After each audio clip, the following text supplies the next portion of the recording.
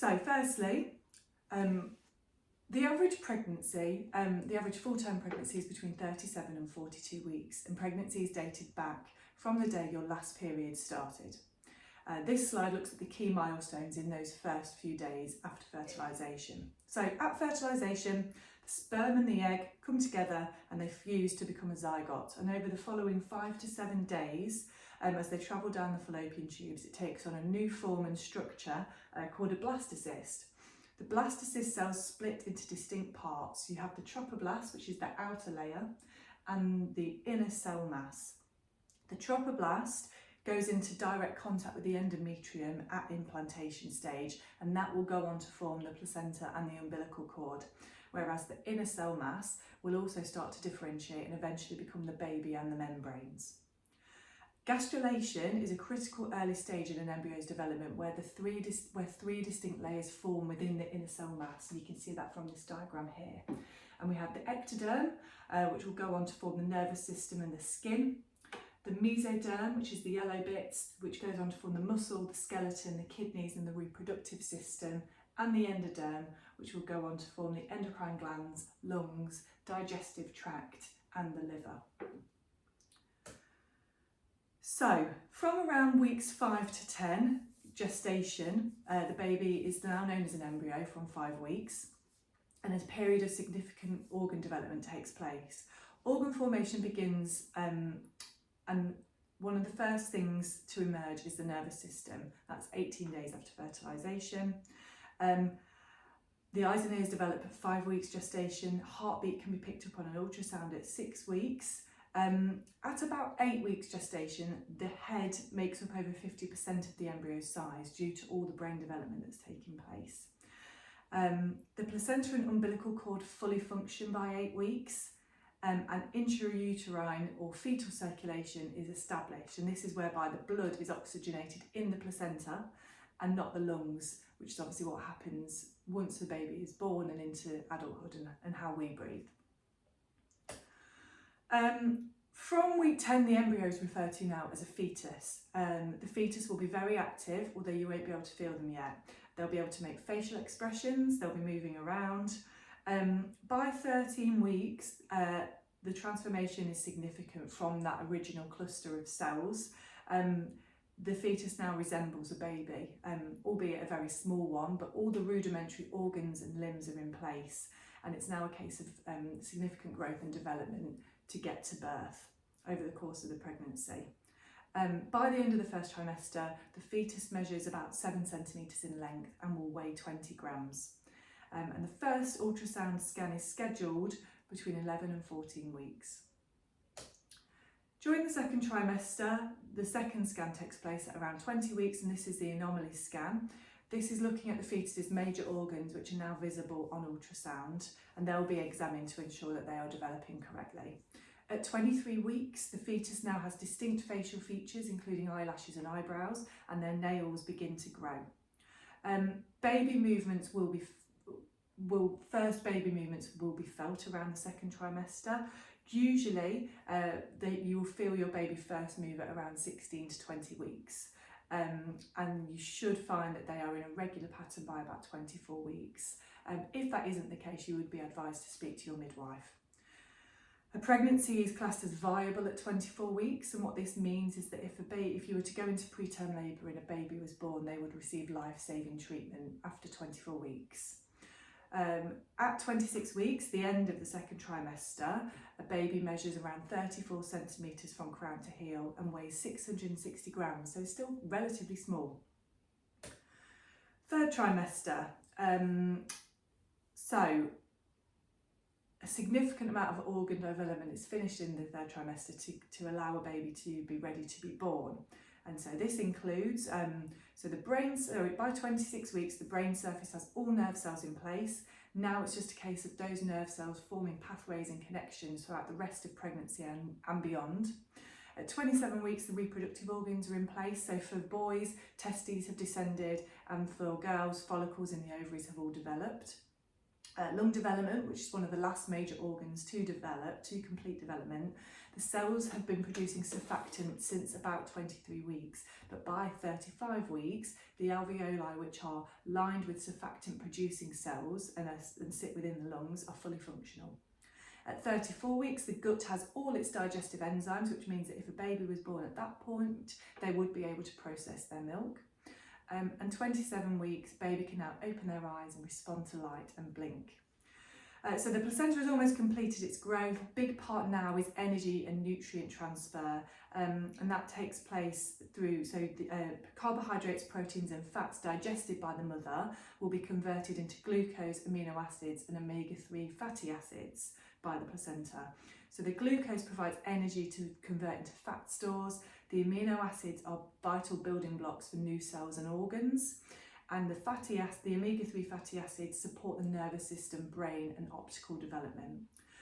During the third trimester, the average baby will grow by a further 2.7 kilograms and 15 centimetres. And a full-term baby is considered to be born between 37 and 42 weeks gestation, and at birth the average baby weighs around 3.5 kilos. Hence the picture of the watermelon. They are a similar size to a watermelon at birth. So monitoring during pregnancy, the different methods that are available and are used. So firstly, ultrasound is a safe way of hearing and seeing your baby in the womb, and uses sound waves to show the fetus on a screen or hear the fetal heartbeat. So what happens in an ultrasound appointment is a clear gel is placed on the pregnant mother's belly, it's applied to the abdomen, and then an ultrasound transducer is placed over the liquid. And what this will then do is it will allow an image to be projected onto a screen so you can see or hear the baby. In early pregnancy, if a scan is required, then an ultrasound can also be performed vaginally, and that's more accurate when the fetus is so small. So the ultrasound appointments you can expect to be invited to: the dating scan between 11 and 14 weeks, which checks for the baby's heartbeat, the number of pregnancies you're having, nuchal translucency measurement, which is a measurement at the back of the baby's neck to see how much fluid there is there, and that will then be looked at more deeply for screening, which we'll talk further about later. They also measure the baby from crown to rump and estimate the due date. The next scan you will be invited to is the anomaly scan between 18 and 21 weeks, and this is checking how is the baby growing, what is the position and the health of the placenta, because this can affect things further down the line. They will also check for 11 rare conditions, so checking the physical development of certain parts of the anatomy, such as the heart and the brain, the skeleton. And also at this scan you may be able to determine the gender of the baby, although this is not the purpose of the scan.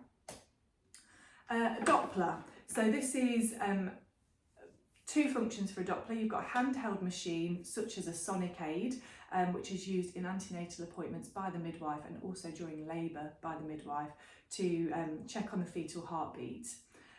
You also have a specialised scan which analyses blood flow through the placenta, and that's called the Doppler. And we're going to look at that further. So, to be invited for a Doppler ultrasound, there will be a specific reason because it is a more detailed check. So typically this could be for reasons such as multiple pregnancies. You may have developed a condition in pregnancy such as high blood pressure, preeclampsia or gestational diabetes, which may affect the baby. So they will be checked with this Doppler ultrasound. You may have also had a previous stillbirth or late miscarriage or neonatal death in a previous pregnancy, and if this was the case you may well be offered additional scans to check on the baby's welfare. So what the Doppler ultrasound does is it checks the blood, it measures the blood flow through the umbilical cord or the placenta, and it can also check through the fetal brain and the heart.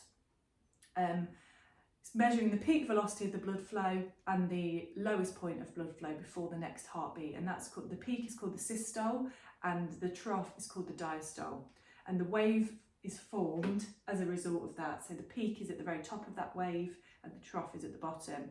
The waveform will highlight any resistance in the blood flow within the placenta, which may indicate a problem, and you'll see this because if the lower measurement gets too flat or goes even below that line, then that suggests that there is resistance. In an uncomplicated pregnancy, there are no more scans after the 20-week scan, and the fetus is monitored in antenatal appointments by the midwife. And the checks that they usually do would be they would do blood tests, blood pressure measurements, and they will also dip your urine and test it to make sure there's no protein in your urine and any infection and so on. Another thing they do after 24 weeks is they will measure the fundus. The fundus is the distance between the pubic bone and the top of the uterus in centimetres, and naturally as the pregnancy progresses this will get bigger, and typically you will correlate the fundal measurement with how many weeks gestation you are, plus or minus 2 centimetres. So as I said, you're assessed from about 24 weeks. The measurement is done consistently over that time and really until the fetus's head engages within the pelvis, and then obviously that kind of the bump will then drop once the baby's head engages, which can happen from about 36 weeks, and then the measurement may be slightly skewed, but until that point it's a very accurate measurement. The measurement is tracked and plotted on a graph and then put into your maternal notes, and you are referred for a scan to check on the baby's growth if there is any anomalies within that. And that's typically anything plus or minus 3 centimetres from your gestation. Okay, during labour, the fetus is also monitored.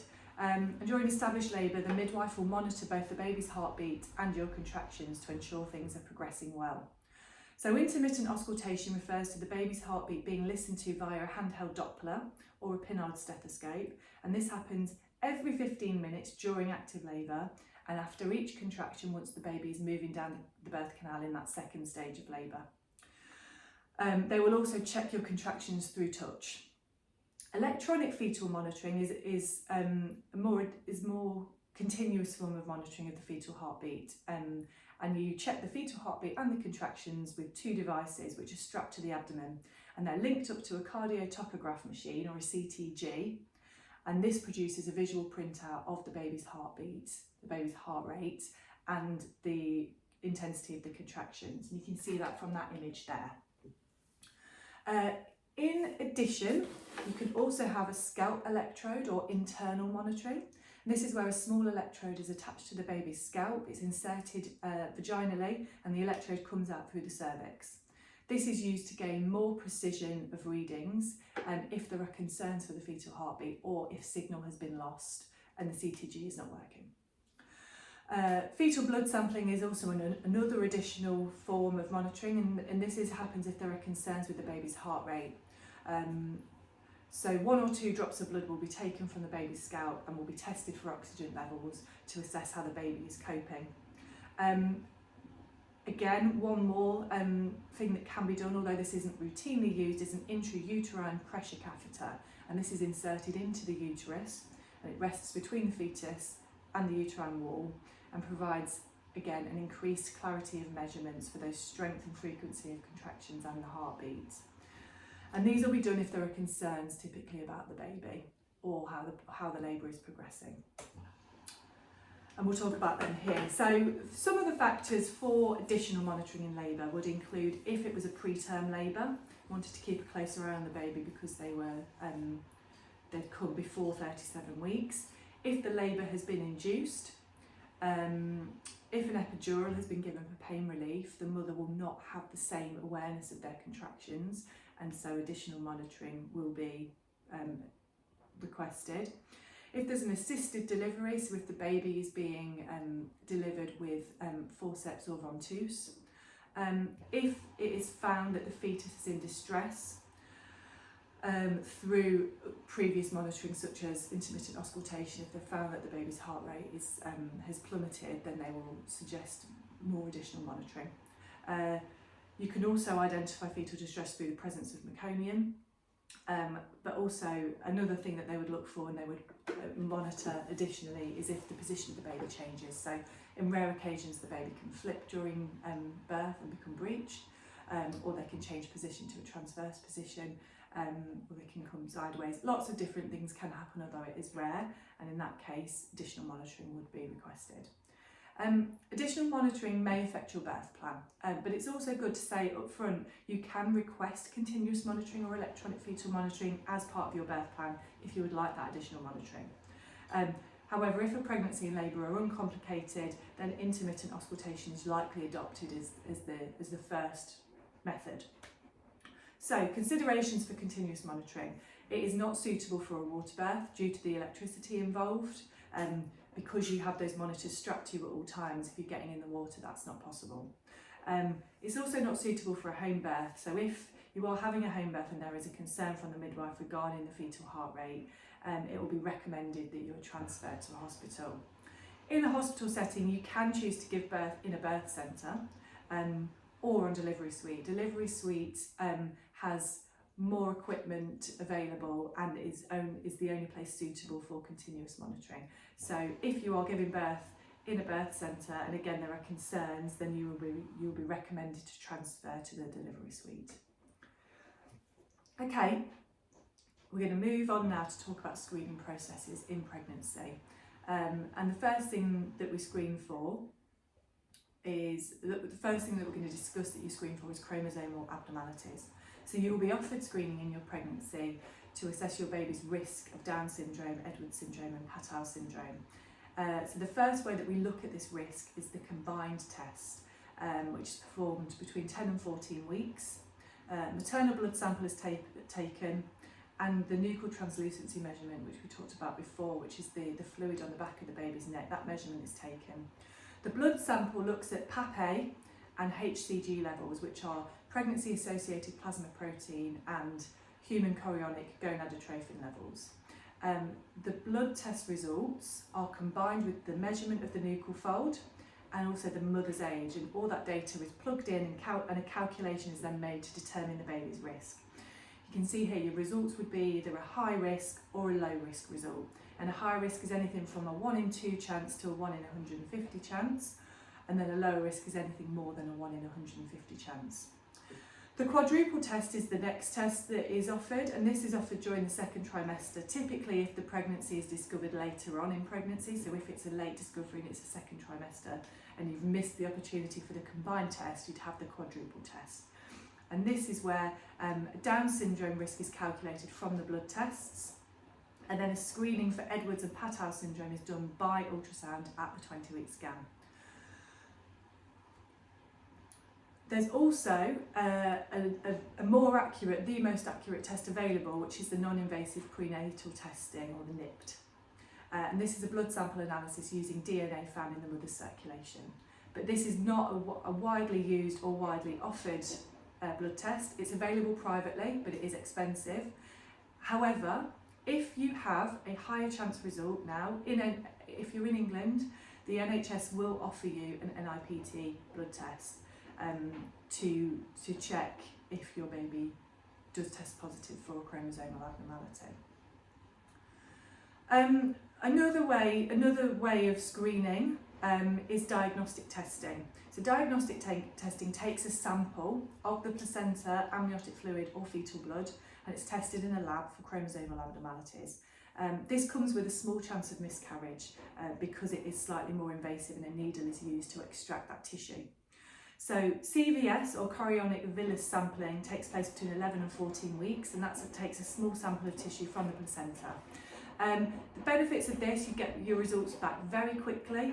Another benefit is that this happens at an earlier stage in your pregnancy. So if an abnormality is found and parents make a decision to terminate the pregnancy, then this can happen in a safer way at an earlier stage of pregnancy.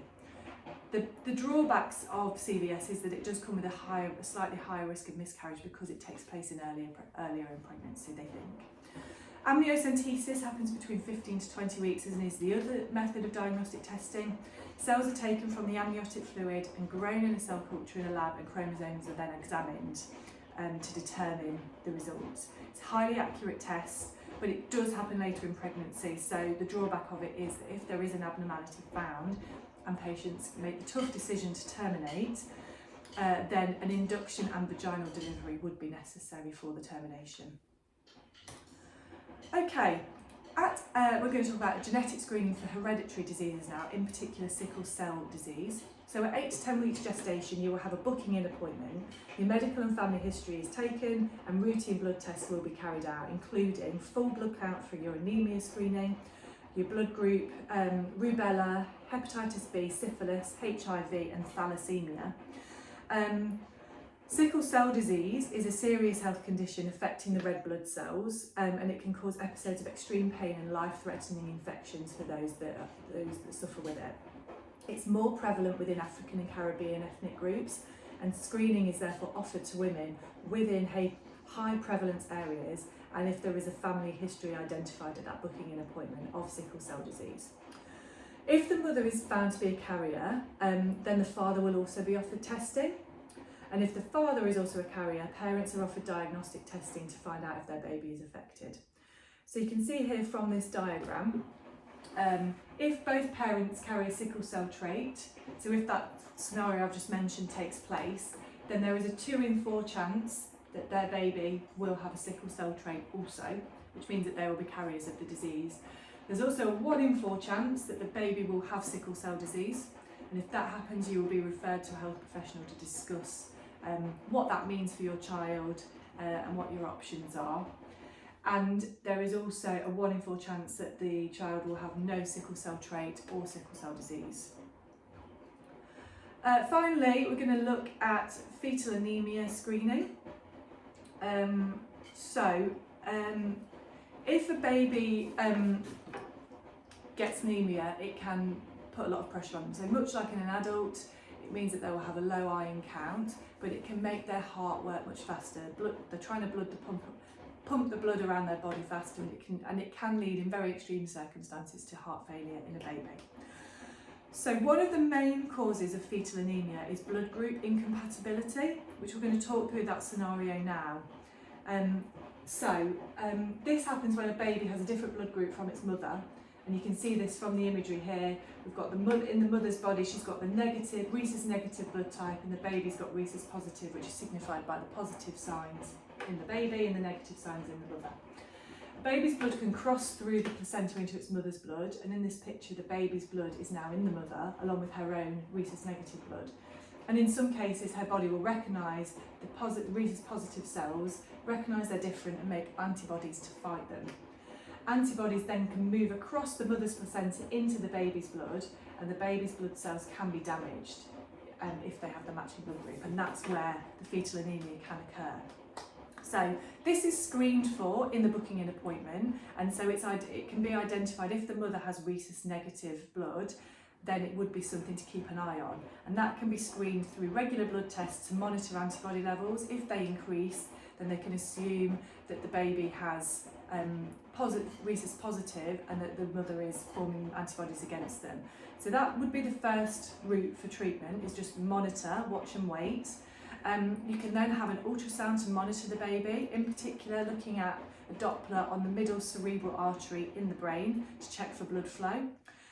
In the 3rd trimester, an anti-D injection can be given. This is if the mother is rhesus negative, and what that does is it will prevent the mother from creating those antibodies against the baby. If that opportunity is missed and the baby does have fetal anemia, and it is significant, then in extreme circumstances you could deliver the baby and treat for anemia. You can also offer a blood transfusion to the baby in the womb. This does come with risks, and it may be something that needs to happen more than once, but it is also an option. Okay, we're now going to talk about the very sensitive subject of miscarriage and termination for medical reasons in pregnancy.